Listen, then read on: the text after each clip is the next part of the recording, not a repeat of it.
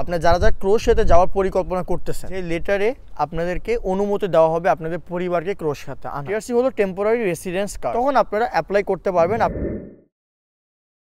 আসসালামু আলাইকুম, আমি ইন্তিশার। আজকে আমরা আপনাদের সাথে কথা বলবো ক্রোয়েশিয়া নিয়ে।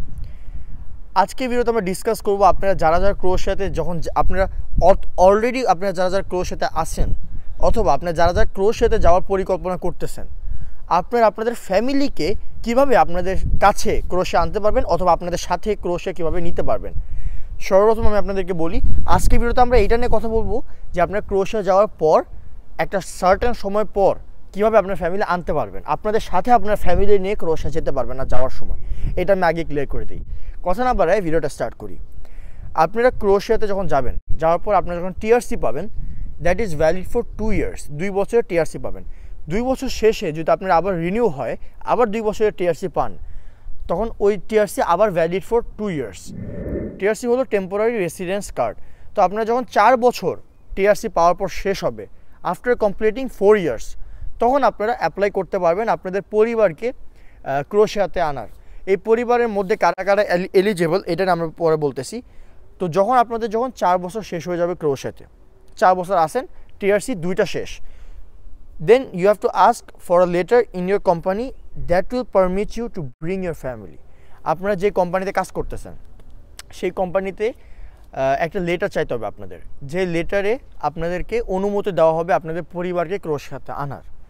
এইটা নর্মালি আপনাদের কোম্পানির বসের সাথে সবসময় ভালো সম্পর্ক যদি রাখেন, ওরা আপনাদেরকে ভালো করে হেল্প করবে, আপনার সাথে ওরা কোঅপারেট করলে এটা সহজে হয়ে যাবে। যখন আপনারা এই লেটারটা পাওয়ার পর এলিজিবল ফ্যামিলি মেম্বার কারা এটা নিয়ে কথা বলতেছি। আপনার সাথে ক্রোয়েশিয়া এসে কে কে থাকতে পারবে। এলিজিবল ফ্যামিলি মেম্বার্সের মধ্যে 2 টাইপের ফ্যামিলি মেম্বার আছে। একটা হলো স্পাউস, মানে আপনাদের ওয়াইফ বা হাজব্যান্ড। আরেকটা হলো মাইনর চাইল্ড। মাইনর চাইল্ড হলো যারা বিলো 18। আপনি যদি ধরেন 3টা ছেলে আর 2টা মেয়ে, সবার 18 বছরের কম, তাহলে আপনারা সবাইকে আনতে পারবেন। আর যদি আপনাদের একটা ছেলে থাকে যে যারা 18 বছরের বেশি, আপনারা আনতে পারবেন না। সো মাইনর চাইল্ড আপনারা আনতে পারবেন আপনাদের সাথে। এখন আমরা কথা বলবো ডকুমেন্টস রিকোয়ার্ড। আপনাদের যা ডকুমেন্টস আপনাদের শো করতে হবে আর যা ডকুমেন্টস আপনাদের যে ফ্যামিলি মেম্বার তাদের শো করতে হবে সেটা নিয়ে কথা বলবো। First of all passport. আপনাদের স্পাউস অথবা আপনাদের সন্তানের পাসপোর্ট দিতে হবে। আর পাসপোর্ট আমি সবসময় বলি আপনাদের মিনিমাম 6 মান্থস ভ্যালিডিটি থাকতে হবে, মানে 6 মাস মেয়াদ থাকতে হবে। আর পাসপোর্টের 2টা পেজ আপনাদের খালি থাকতে হবে যখন আপনারা অ্যাপ্লাই করবে। তারপর আপনাদের লাগবে হলো marriage certificate copy in English. আপনাদের যেই ম্যারিজ সার্টিফিকেট আছে, সাধারণত এটা বাংলায় হয়, যদি আপনাদের এটা ইংলিশে না হয়, আপনাদের একটা কপি ইংলিশে করে নিতে হবে। তারপর আপনাদের লাগবে হলো পুলিশ ক্লিয়ারেন্স সার্টিফিকেট।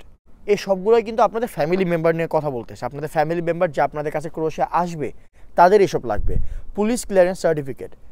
তারপরে যেটা আপনার লাগবে সেটা হলো ব্যাঙ্ক স্টেটমেন্ট। আপনি যে ক্রোয়েশিয়াতে অলরেডি চলে গেছেন, আপনি ওখানে থাকতেছেন 4 বছর শেষ, এখন আপনাদের লাগবে হলো একটা ব্যাঙ্ক স্টেটমেন্ট।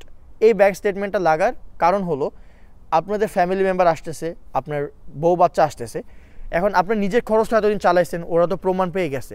এখন বউ অ্যাড হবে, বাচ্চা অ্যাড হবে, এই সবার খরচ আপনাকে চালাইতে পারবেন কি না, এইটা প্রুভ করার জন্য আপনাদের ওদেরকে একটা ব্যাঙ্ক স্টেটমেন্ট দেখাইতে হবে।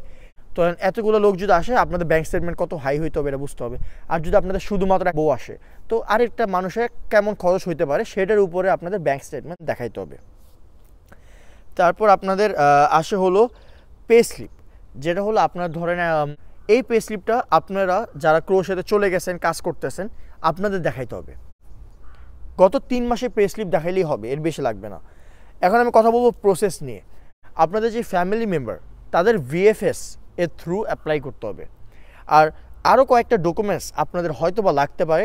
আর এই ডকুমেন্টসগুলো আপনারা যখন অ্যাপ্লাই করতে যাবেন অথবা আপনারা যখন আরেকটু সিরিয়াসলি যখন অ্যাপ্লাই করতে যাবেন অথবা আপনারা রিকোয়ারমেন্ট খুঁজবেন, তখন আপনারা বাকি যেই এক্স্যাক্ট ডকুমেন্টস সব জেনে যাবেন। তখন আপনারা ওই সবগুলো ডকুমেন্টস আস্তে আস্তে বের করে সবগুলো আপনারা সাবমিট করে অ্যাপ্লাই করতে পারবেন। মিনিমাম টাইম আপনাদের সবগুলো করতে লাগবে হলো 6 মাসের মতো। 6 মাস টাইম কেন লাগবে? কারণ ভিএফএসে অ্যাপ্লাই করার পর একটা সময় লাগে, পুলিশ ক্লিয়ারেন্স সার্টিফিকেট হইতে একটা সময় লাগে, আরও কয়েকটা পেপার আছে যেগুলো আমি সবগুলো এখানে মেনশন করি নাই, ছোটোখাটো কয়েকটা পেপার আছে, এগুলো আসতে সময় লাগবে।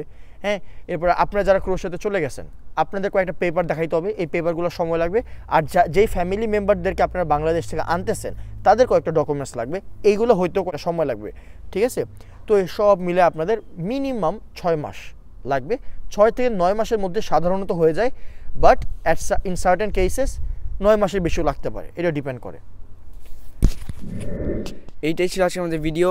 ভালো লেগে থাকলে লাইক করবেন, কমেন্ট করবেন, শেয়ার করবেন এবং সাবস্ক্রাইব করে দিবেন। আমরা অনেক কাছাকাছি আছে 1 লাখের, ইনশাল্লাহ 1 লাখ হয়ে যাবে জলদি। আর আমাদের টিকটক, ফেসবুক, ইনস্টাগ্রাম যত কিছু আছে সবগুলো হচ্ছে ইন্তিশার ইরহাম ব্লগস।